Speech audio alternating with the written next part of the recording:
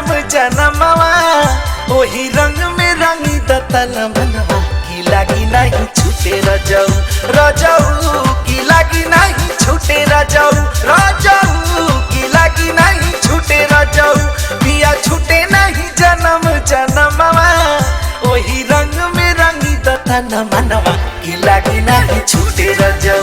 रजऊ की लागी नहीं छूटे रजऊ रजऊ की लागी नहीं छूटे रजऊ।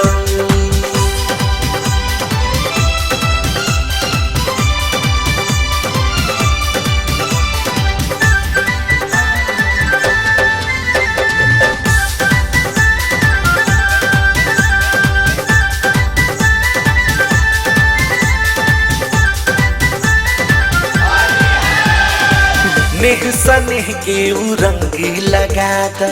छूटे न सारी उमिरिया हो प्रीति के रीत निभाताई राजा अंग लगाला संवरिया हो। हाँ नेह सनेह के उ रंग लगाता छूटे न सारी उमिरिया हो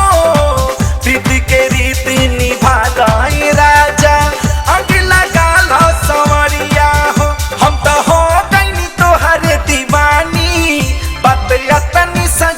जन की लागी नहीं छूटे रजऊ रजऊ की लागी नहीं छूटे रजऊ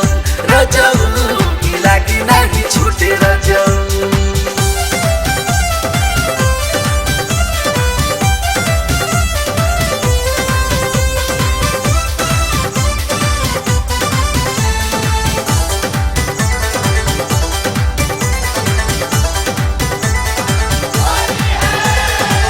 आस के रंग में तू रंग द चुनरिया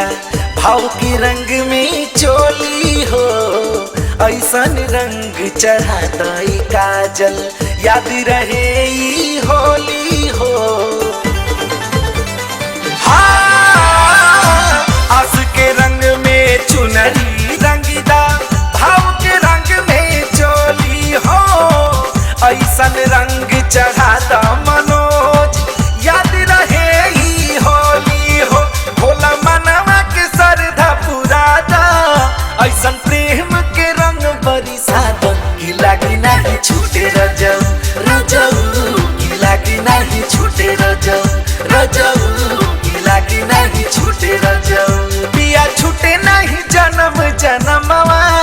वही रंग में रंगी दतन मनवा की लागी नहीं छूटे रजऊ।